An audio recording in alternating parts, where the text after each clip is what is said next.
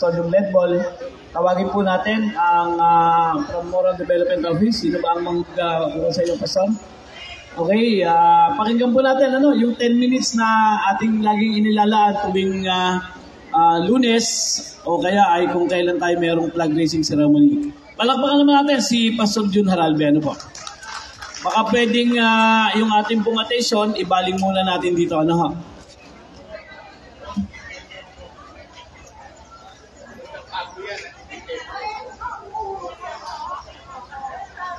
Magandang umaga po sa ating lahat.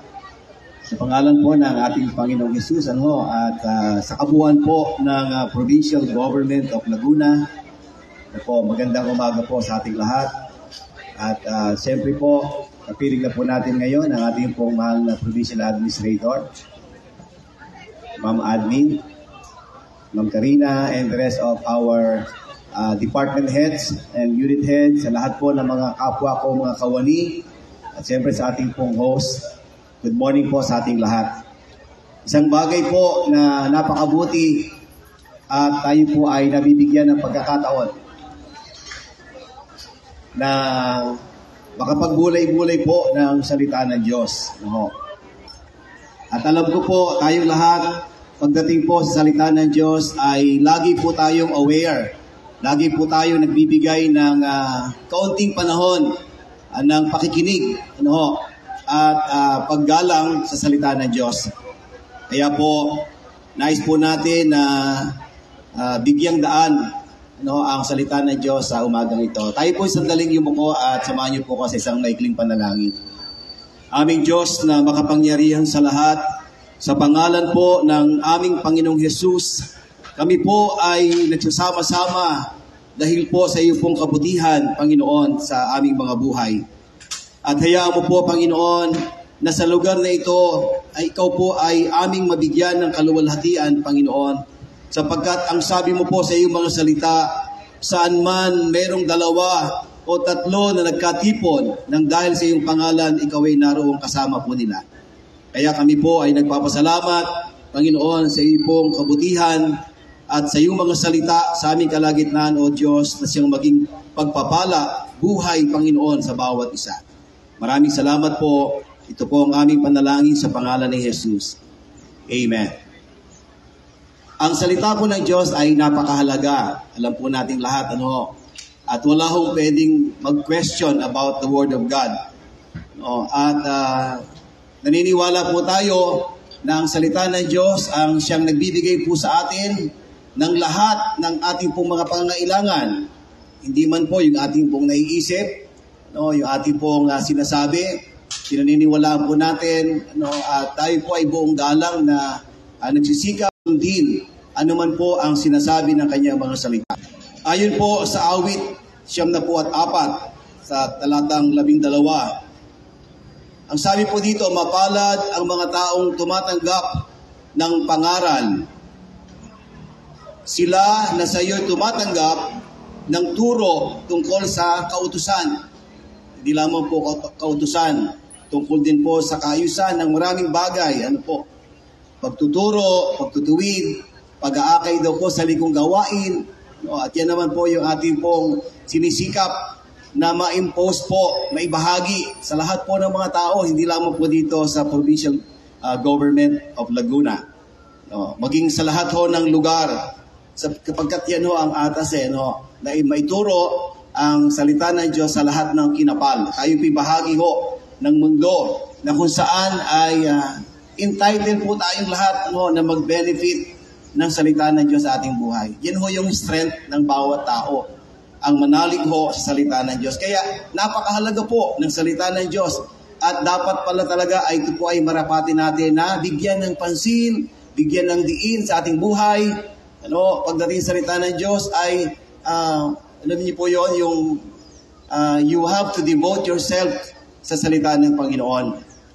Kaya sabi po ng awit, how blessed is the one whom you instruct, O Lord, the one who you teach from your law. Kaya mapalad po ang isang tao. Tayo po lahat, mapalad po tayo. Sabihin niyo nga po sa katabi niyo, ikaw ay mapalad. Hindi malapad mapalad. you are blessed. Baka magkamali ho kayo ng sabi. Mapalad, hindi ho malapan. Mapalad ka kung tinatanggap mo ang salita ng Diyos. Kasi meron pong tao talaga, hindi natin po pwedeng questionin. Ayaw maniwala sa salita ng Diyos, okay lang po yun. Pero ikaw, na naniniwala sa salita ng Diyos, you are blessed. Ikaw ay mapalad. Sinabi ni Pablo doon po sa aklat ng Hebrews chapter 4, in verse 2, tulad nila, yung mga tao po na nauna ho sa atin, na napakinggan din po nila ang mabuting balita. Ngunit, hindi nila pinakinabangan ang balitang kanilang nadinig sapagkat hindi nila ito pinaniwalaan. Alam niyo po ako, meron po ako na-encounter doon po sa bundok ng Sierra Madre. Hindi ho talaga siya naniniwala before sa salita ng Diyos. Pero nung encounter po namin sa kanya, siya po ay meron 3rd degree na malaria. At nung ako po ay nag-share ng salita ng Diyos doon sa isang maliit na bahay, lumabas siya sa isang maliit na silid. At nagmumura siya na nanunungayaw po. At ang sabi niya, huwag kang maingay, yung salita, yung Diyos na sinasabi mo, hindi totoo yan. Pero tinitingnan ko po siya na meron siyang malubhang sakit. At sinabi ko sa kanya on the spot, ang Diyos na aking pong sinasabi at aking pinangaral sa oras na ito ay Diyos na makapangyarihan. At maniwala ko siya hindi, kayo pwedeng gumaling kung paniwalaan niyo siya. Alam niyo po, immediately, yung kanyang panunungayaw ay nabago. At siya po ay nagsimula na magsabi ng, sige po, ipagdasal niyo ako. Ganun yung version niya. At pagkatapos po, agad-agad ay naglabasan yung kanyang mga kasamahan na may mga matataas na quality ho ng armas. At pagkatapos yung aking isang kasama, sabi ko, Brad, samahan mo ko, ipanalangin natin ang taong ito na napakatindi ho ng kanyang dinadanas na sakit na hirap. That on the spot, we pray for him. At sabi ko lang sa kanya, pag pininiwalaan mo ang salita ng Diyos, ikaw ay gagaling. And then, kami po ay nanalangin. Sinabi ko lang ho sa kanya yung salita ng Diyos on that time. And immediately, he received healing from God. Mahalaga ho ang paniniwala. Kaya after an hour po, dumating yung doktor na pinatawag po nila. At pagkatapos, chinek up siya. Sabi niya, okay naman yung pangalan ho ng tao. Wala naman pong lagnat.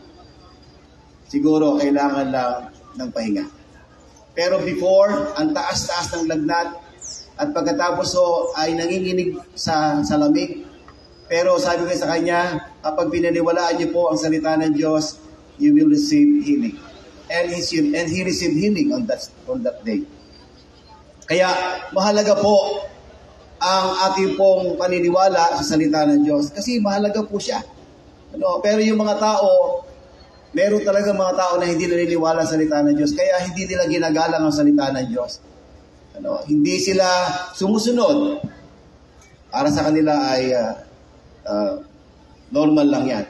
Pero sa atin po, dito po sa Provincial Government of Laguna, naniniwala po tayo na kaya iniingatan ng Diyos, kaya pinagpapala ng Diyos ang ating lalawigan, because naniniwala po tayo sa kanyang kapangyarihan sa buhay po ng bawat isa. Kaya sabi po ni Pablo, tulad nila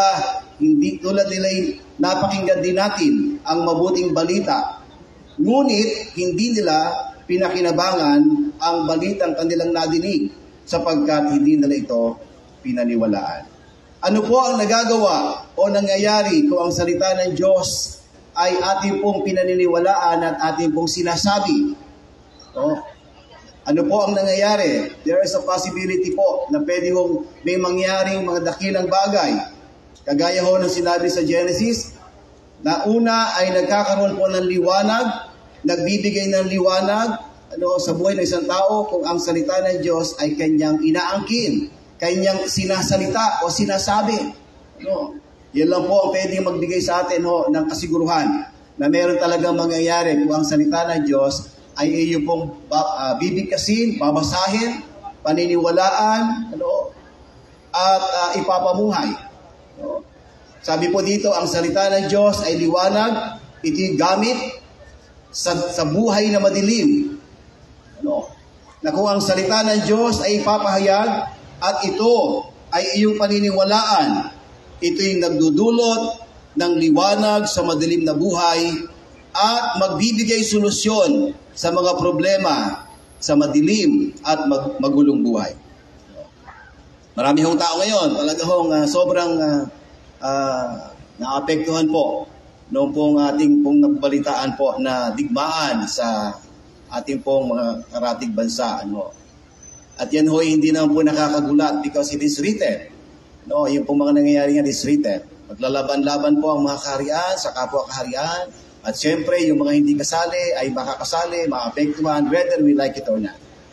Pero meron pong isang makapangyarihang Diyos na pwede ho mag-ingat sa buhay po ng lahat ng tao kung ito po ay kanyang paniniwalaan. Meron pong kapayapaan na pwede ho tanggapin ng bawat isa. Araw-araw po, everyday. Meron pong available na peace from the Word of God. Kaya sa buhay po natin, ang salita ng Diyos ay napakahalaga.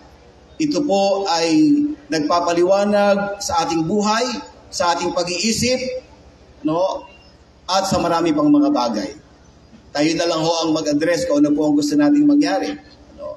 Kaya ang sinasabi po ng salita ng Diyos para sa atin ay huwag daw po nating kaligtaan na basahin ang aklat na iyon. Sabi po ng Joshua chapter 1, dili-dilihin or meditate on it araw-araw o araw at gabi upang matupad ang lahat ng nahusulat doon. Sa gayon, sabi po niya, giginhawa ka at magtatagumpay. Kaya yung salita po ng Diyos sa ating lahat ay napakabuting bagay po, na ating pong gawin sa bawat araw ng ating pong buhay. Bawat umaga, sa bawat oras na ito pong salita ng Diyos na ating pong nadidinig ay ating pong pagyamanin sa ating buhay. Hindi man po, alam niyo po, hindi man po lahat na aabot ng ating pong spiritual upliftment sa bawat linggo. But we believe, kasi yan po ay kailangan ng bawat isa for us na tayo po ay mabuhay sa kumpletong pangangailangan. Yung ating kaluluwa, yung ating spirito, yung ating katawang lupa ay mapid po natin. Hindi lamang ng mga pagkain panlupa, kundi pagkain panglangit. At ang salita ng Diyos po ay isa sa pinakamabuting pagkain natin habang tayo dito po ay nandito po sa lupa. Kaya sabi ho ng Bible, for this book of the law shall not depart out of your mouth, but you shall meditate therein day and night, that you may observe to do according to all that is written on it. Then you shall make your way prosperous, and then you shall have good success. Ang talagang tagumpay ho natin ay hindi ho itong ating mga trabaho. Ang talagang tagumpay po ng buhay natin araw-araw ay yung maramdaman ho natin that God is with us. Ang Diyos po ay lagi nasa atin.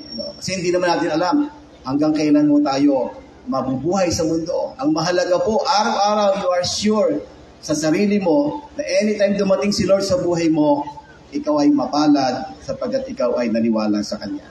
Kaya sa huli, sabi po dito, asamin po natin na may matinig o mabasa tayo tungkol sa salita ng Diyos sapagkat ito'y nagdadala ng pagpapala sa ating mga buhay.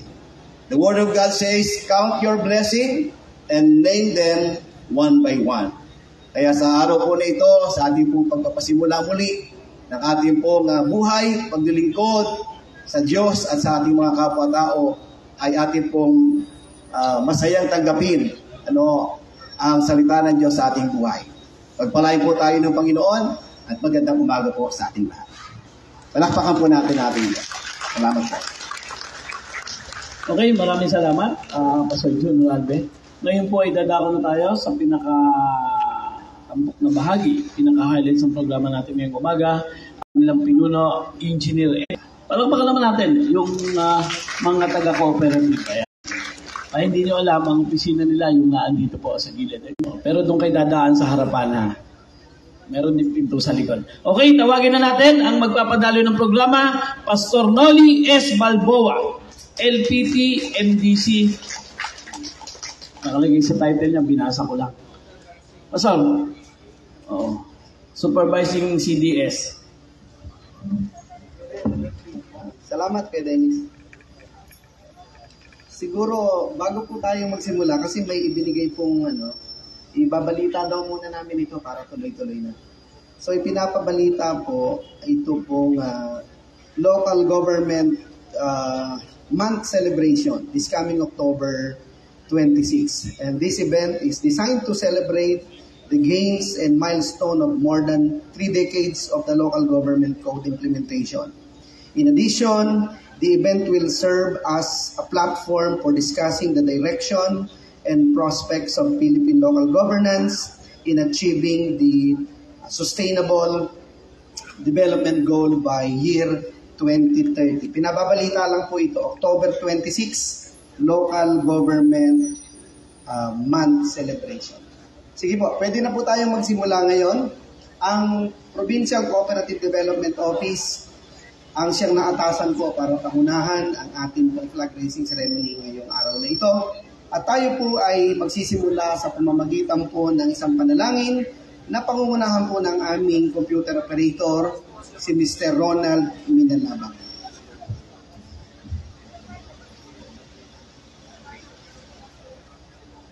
Magandang umaga po sa ating lahat.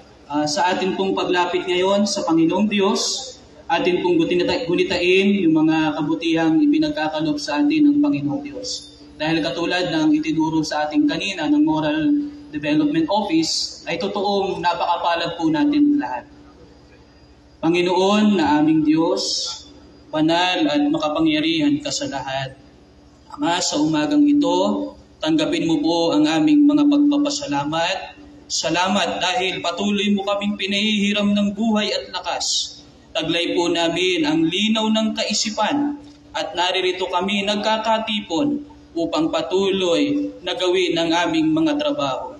Inilalapit po namin sa iyo, O aming Diyos, ang mga kababayan po, ang mga aming mga kapwa na ngayon ay nasa gitna ng gyera.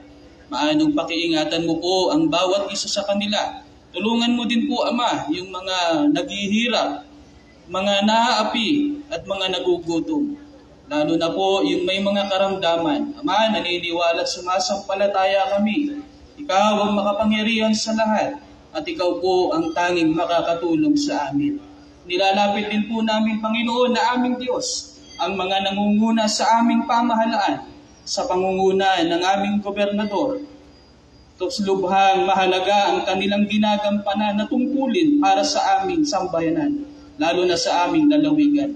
Pagkalooban sila ng karunungang nagmumula sa iyo, sasamahan sa kanilang mga pagdidesisyon upang patuloy na mapangunahan ng bawat isa sa amin. Sa amin din pong mga naririto na mga kawani ng pamahalaang panlalawigan, inilalapit din namin po sa iyo ang bawat isa sa amin. Kami man, Ama, ay hindi makakaligtas sa mga alalahanin sa buhay.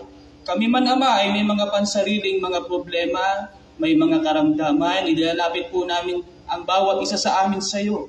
Maanong tulungan mo rin po ang bawat isa sa amin at sa aming paghahanap buhay sa araw na ito.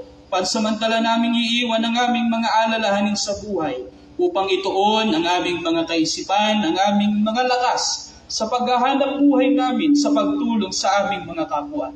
Totoong mahalaga din ang ginagampanan namin, gaano man kataas o kababa ang aming katungkulan. Ito po ay mahalaga upang mapaunlad namin ang bawat isa, matulungan namin ang aming mahal na lalawigan. Pagkalooban mo kami ng karunungang nagmumula sa iyo at yayamang ipinagdiriwang po namin ngayon ang buwan ng kooperatiba. Nawa, maisabuhay ng bawat isa sa amin ang diwa ng kooperatiba. Yun po ang pagkakaisa.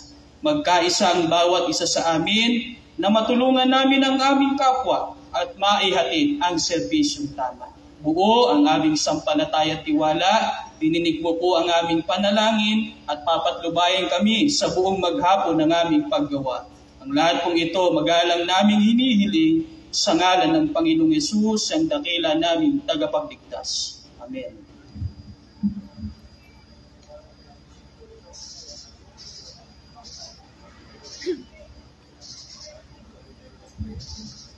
Para sa ating national anthem,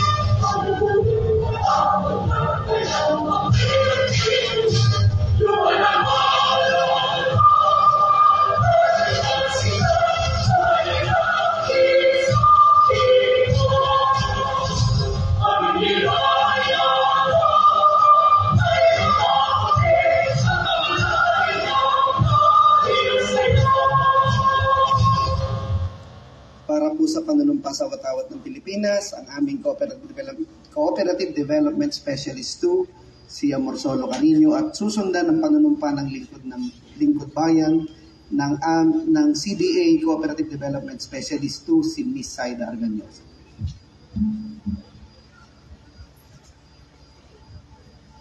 Atin pong itaas ang ating kanang kamay para po sa panunumpa sa Watawat ng Pilipinas. Ako ay Pilipino, buong katapatan ng lumpa sa Watawat ng Pilipinas at sa bansang kanyang sinasalisag na may daral, katarungan at kalayaan na pinakikilos ng sambayanang makadiyos, makatao, makakalikasan at makabansa.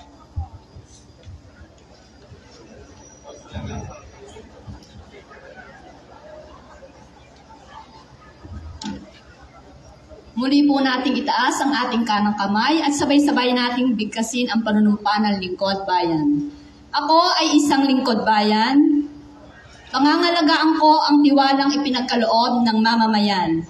Maglilingkod ako ng may malasakit, katapatan at kuhusayan na walang kinikilingan. Magiging mabuting halimbawa ako at magbibigay ng pag-asa at inspirasyon sa aking kapwa lingkod bayan. Lilinangin ko ang aking sariling kakayahan upang sa lahat ng panahon ay mapaglingkuran ko ng buong kahusayan ang sambayanan. Hindi ako makikibahagi sa mga katiwalian sa pamahalaan. Pipigilan at isisiwalat ko ito sa pamamagitan ng tama at angkop na pamamaraan. Isasabuhay ko ang isang lingkod bayang makadiyos, makatao, makakalikasan at makabansa. Tutugon ako sa mga hamon ng makabagong panahon tungo sa adhikain ng isang matatag, maginhawa at panatag na buhay. Sa mga tungkulin at hangaring ito, kasihanawa ako ng may kapal.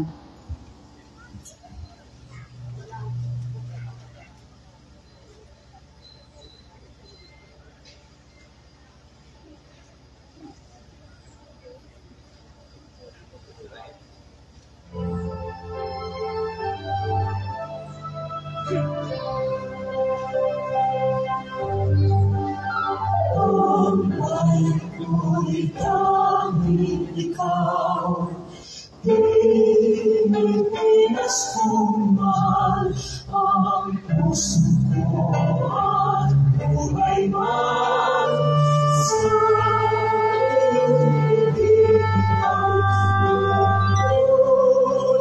Pinagagampanan na lagi kang maglingkuran, ang bayan mo'y nabantayan. Pilipinas kong mahal.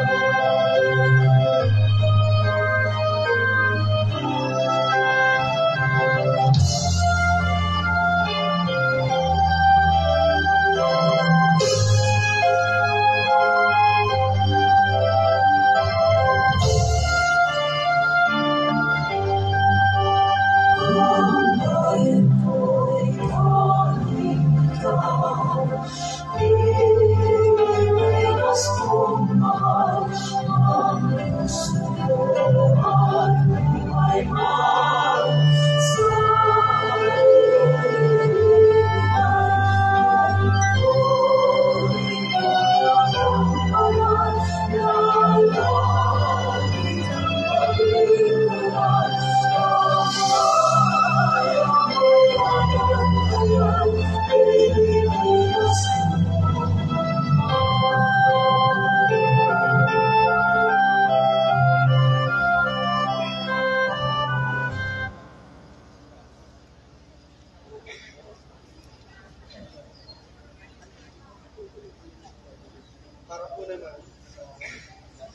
Hello. Para sa report ng aming tanggapan, tinatawagan po natin ang aming provincial head, department head ng PCDO, si Mr. Edwin Bautista.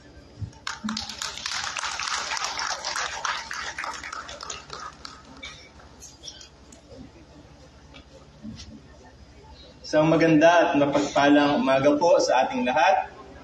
Sa atin pong minamahal at iginagalang na punong lalawigan, Governor Ramil L. Hernandez, bagamat di pa po natin siya kasama ngayon. Gayon din sa ating iginagalang na administrador, Atty. Dulce H. Cabanal, ma'am. Sa ating mga panauhin sa umagang ito, sa mga kasamahan natin sa cooperative movement, sa lahat ng mga pinuno ng bawat tanggapan at mga kapwa ko kawani ng pamahalaang panlalawigan, muli magandang umaga po sa ating lahat. Sa buwang ito ng Oktubre ay muli po nating ginugunita at ipinagdiriwang ang buwan ng kooperatiba sa ating bansa. Kung kaya't isa muling napakagandang pagkakataon na ang aming tanggapan, ang Provincial Cooperative Development Office, ang mamuna sa ating pagtataas ng watawat sa araw na ito na magsisilbering pasimula ng ating inihandang mga aktibidad sa pamahalaang panlalawigan sa pagdiriwang natin ng buwan ng kooperatiba. Isa rin itong pagkakataon upang muli ay mailahad namin ang aming mga nagawa batay sa mandato ng aming tanggapan mula ng Oktubre ng nagdaang taon hanggang sa kasalukuyan. Ang mga programa at gawain ng aming tanggapan ay namamalaging nakasalig sa isang vision na kung saan ang tinatanaw natin ay isang lalawigang kinapapalooban ng mga kooperatibang matatag na nagtataguyod ng mga gawain at mga programang nagpapaunlad ng kalagayan ng pamumuhay ng mga kasapi at nakapag-aambag sa pagunlad ng ating lalawigan. Ang pagsasakatuparan nito ang siyang pangunahing ginagampanan ng aming tanggapan. Nang nagdaang taon ay nakiisa ang ating lalawigan sa pagdiriwang ng buwan ng kooperatiba sa ating bansa. At sa pangunguna ng ating tanggapan, ay sinagawa natin ang taunang Cooperative Leaders Forum na ginanap sa Cultural Center of Laguna na dinaluhan ng may 500 mga leader at kasapi ng kooperatiba sa ating lalawigan. Sa nasabing aktibidad ay nag-anyaya tayo ng mga tagapagsalita mula sa iba't ibang ahensya ng pamahalaan para sa pagtalakay ng kani-kanilang mga programa na makatutulong sa ating mga kooperatiba. Sa mga nagdaang taon din at hanggang sa kasalukuyan, ang aming tanggapan ay patuloy na nakapagbibigay ng mga oryentasyon at pagsasanay sa mga samahan at mga grupong nagtatayo at nasa proseso ng pagtatayo ng kooperatiba. At sa ating pakikipag-ugnayan sa Cooperative Development Authority ay naisagawa rin ang pre-membership o pre-registration seminar na pangunahing kailangan bago ang isang kooperatiba ay maparehistro sa Cooperative Development Authority. Kabilang sa mga grupong nabigyan natin ng ganitong serbisyo ang samahan ng mga market vendors sa bayan ng Santa Cruz at Pagsanghan. At gayon din ang samahan ng mga magsasaka sa bayan ng Paite. Nakatulong din tayo sa pagsiseminar at maging sa pagsasaayos ng mga dokumento para sa pagpaparehistro ng 10 mga bagong kooperatiba mula sa serbisyong tama kababaihan sa 1st and 2nd District na inorganisa ng Sectoral Office at Climate Change Office sa pangunguna ni Sir Rod Basbas at Sir Henry Halawig.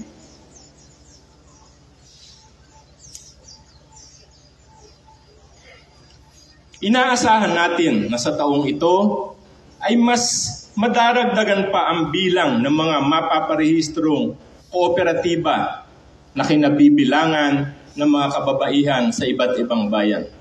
Yan po ang mga larawan ng mga training na ating isinagawa sa iba't ibang lugar po dito po sa ating bayan.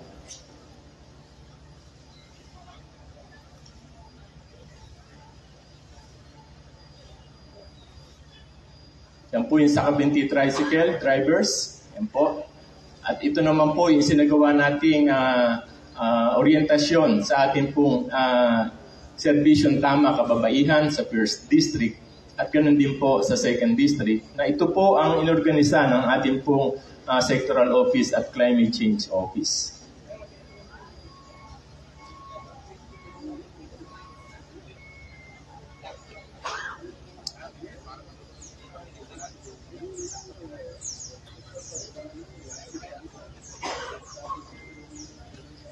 Bilang accredited training provider ng CDA, tayo po ay nakapagsagawa sa taong ito ng 10 mga pagsasanay o mandatory trainings na itinakda ng CDA sa mga namumuno at kasapi ng kooperatiba.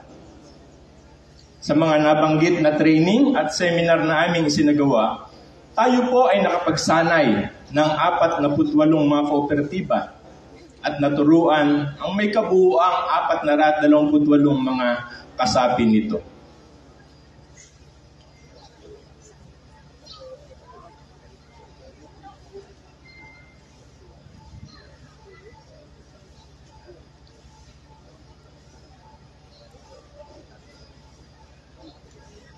Ang mga pagsasanay ay ating pong naisagawa sa patuloy na pakikipag-ugnayan at pakikipagtulungan ng iba't ibang mga ahensya ng pamahalaan, gaya po ng Bangko Sentral ng Pilipinas, ng Department of Agrarian Reform, ng Department of Agriculture, at ganoon din po ng Land Bank at ng kapartner natin na agency, ang Cooperative Development Authority.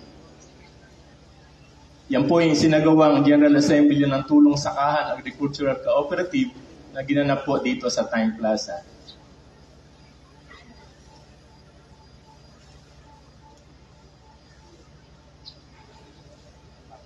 Yan po ang sponsored training ng Bangko Sentral ng Pilipinas, Business Planning Workshop. At ito naman po ang training na inisponsoran sa atin ng Land Bank of the Philippines, ang policy formulation.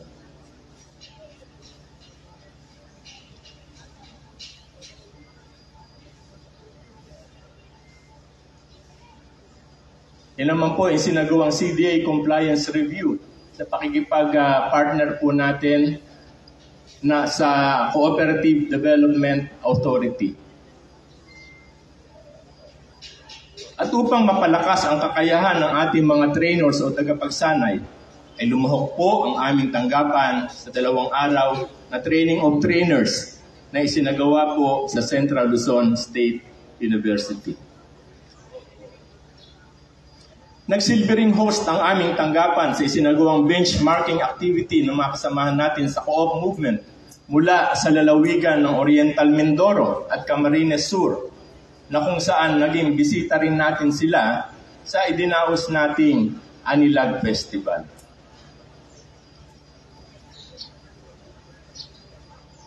Sa larangan naman ng pagbibigay tulong pinansyal sa ating mga kooperatiba, patuloy po nating naipatutupad ang Laguna Credit Surety Fund Program sa pagkakaroon po ng matibay na ugnayan natin sa Bangko Sentral ng Pilipinas, ang Land Bank of the Philippines, ay nabigyan po natin ng pagkakataon ng ating mga kooperatiba na makahiram ng karagdagang puhunan sa ating mga government financial institution.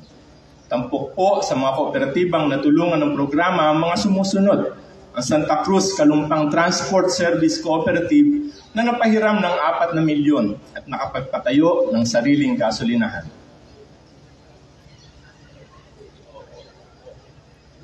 Ganun din po ang Rinalisa Transport Service Cooperative na sa nahiram na 2.5 milyon ay nakabili ng lupang na pagtayuan ng bagong opisina at gayon din ng sarili nilang gasolinahan. Ganun din po ang Liliw Municipal Employees para sa 1 milyong karagdagang kapital sa kanilang pagnenegosyo at maging ang Bangka-Bangka Multipurpose Cooperative. Kaugnay pa rin ng programang ito, ang Laguna Credit Surety Fund Cooperative ay ginawaran ng pagkilala ng CDA sa isinagawang launching of CSF Cooperative Information System and awarding of Certificate of Registration na ginanap sa Tagaytay City bilang kauna-unahang CSF Cooperative na narehistro online sa CDA Information System. Sa kontribusyon ng pamahalaang panlalawigan na 5 milyon sa programa, ang LCSF ay nakapagpahiram ng 15.8 milyon sa 9 na kooperatiba at nakatulong na sa may kabuuang 878 cooperative member beneficiaries. Bukod sa LCSF program, ang aming tanggapan ay nakatulong din upang ang ating mga magsasakang mangingisda o fisher farmers na kasapi ng Cavinti Fish Cage Operators Marketing Co-op ay makahiram ng karagdagang kapital para sa kanilang negosyo mula sa Agricultural Credit Enhancement Fund ng DA. Ang nasabing kooperatiba ay napahiram ng 2.8 million para sa mga kasapi nito para sa kanilang fish cage projects. Nakatulong din tayo para makatanggap sila ng grant assistance na isang service vehicle para sa marketing ng kanilang produkto. At bilang bahagi naman ng aming advocacy program, ay sinusulong din ng aming tanggapan ang pagtuturo ng kooperatiba sa mga kabataan at ang layuning makapagbuo ng mga youth cooperatives. Ito ay upang maturuan ng mga kabataan ng pag-iimpok at pagtitipid at ang pagkakaroon ng maliit na negosyo. Bahagi nito ang pagsasagawa namin ng taonang co-op quiz competition para sa mga grade 10 students ng iba't ibang paaralan sa ating lalawigan. At sa taong ito, bahagi ng ating pagdiriwang ay isasagawa natin ang Cooperative Quiz Bee na gaganapin sa Pedro Guevara Memorial High School sa October 20 sa araw po ng Biyernes.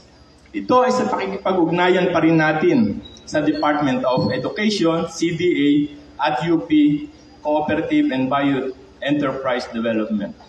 Sa taong ito ay nagkaroon din ng bahagi ang ating tanggapan sa pagkakaroon ng mga Municipal Cooperative Development Office sa ibang mga munisipalidad sa ating lalawigan.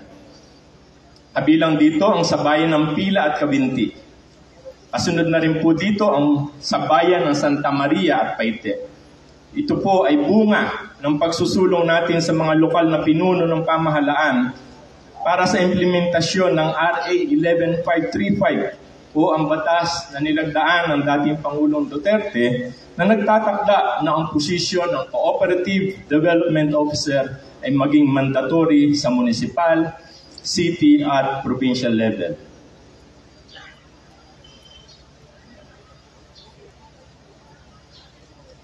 Yan po ang ating mga courtesy calls sa iba't ibang pinuno ng bayan, kung saan tinalakay po natin ang Republic Act 11535 at ang pag-designate o pag-appoint ng cooperative officer.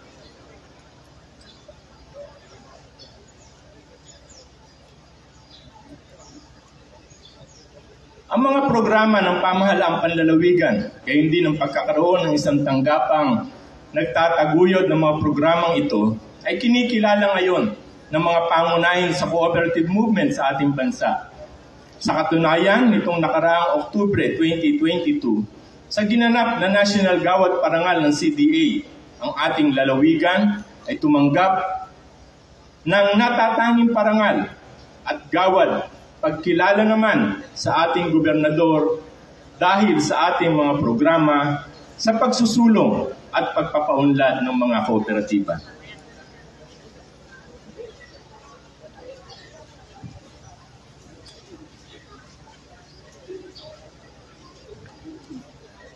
Sa pagtatapos po, inais naming pasalamatan ang iba't ibang tanggapan sa pamahalaang panlalawigan na tumulong sa amin upang magawa namin ng tama at karapat-dapat ang pagsiservisyo sa ating mga panlalawigan. Nais po namin pasalamatan ang mga kasamahan namin sa Provincial Cooperative Development Council sa pangunguna ni Chairman Alde Rugel. Andiyan po si Chairman Alde Rugel. Palakpakan po natin ang members ng Oversight Committee ng ating LCSF. At gayon din po, siyempre, ang ating pong partner sa CDA, ang kanila pong Cooperative Development Specialist, si Ma'am Saida Arganyosa. Palakpakan po natin. At sa pinakatampok po ay ang pasasalamat namin sa ating minamahal na gobernador. tamang serbisyo. Marami pong salamat at magandang umaga po sa ating lahat.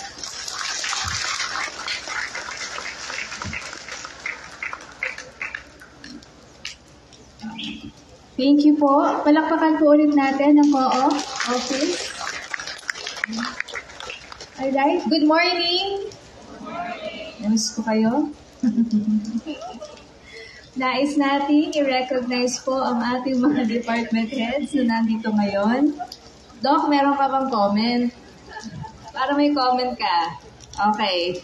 Yung mga nasa likod, pasok lang po kayo ng konti dito para hindi po kayo mabasa.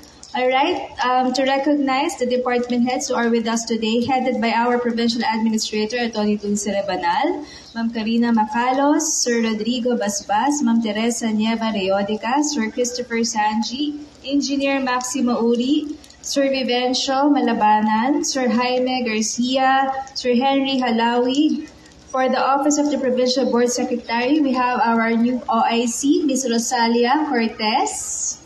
Provincial Accounting Office, Ma'am Jovelyn Bacanto, Ma'am Feli Cruz, Engineer Abet Arellano, Ma'am Jocelyn Mitan, Ma'am Nelia Espino, Sir Marlon Tobias, Sir Edwin Bautista, of course, Dr. Colegio Gascon, Dr. Mary Grace Bustamante, Ma'am Lucia Almeda, Dr. Rene Bagamasbad, Dr. Judy Rondilla, Dr. Gretel Contehino, Dr. Herma Formelosa, Dr. Gilson Balendo, Dr. Edgar M. Palacol, Dr. Marigina Esporal, Dr. Peter Uy, and Dr. Maria Teresa Bilapitan. Sa lahat po ng ating mga kapwa kawani, magandang umaga po. Please welcome our Provincial Administrator to speak in behalf of our Governor Ramil Laurel Hernandez, Attorney Dulce H. Rebanal.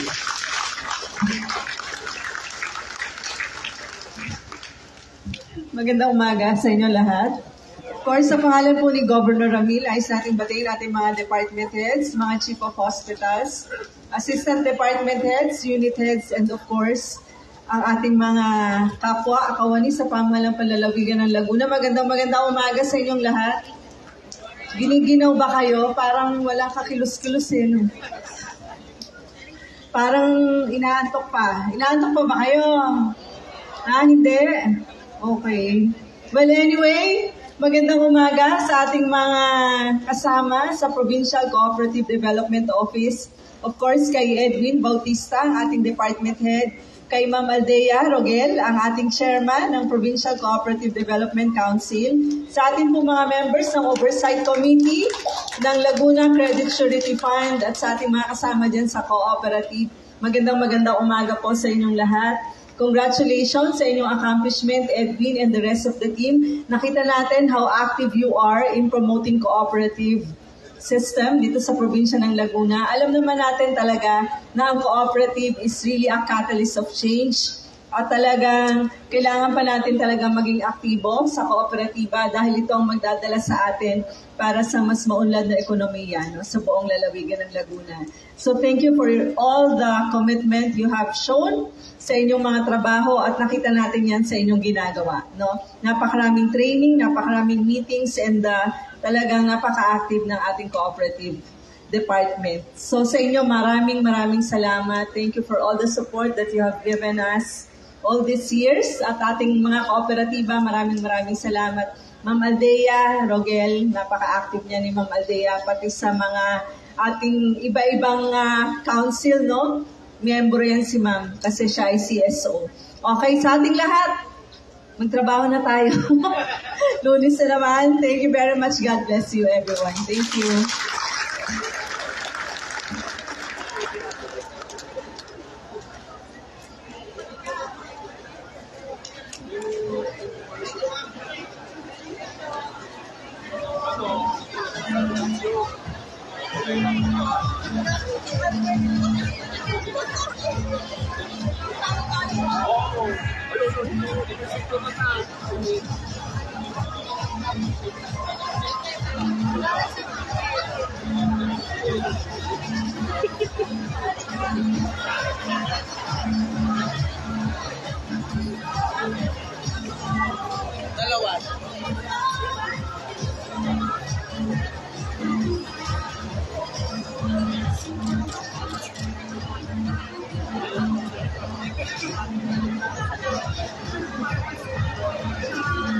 Next time po.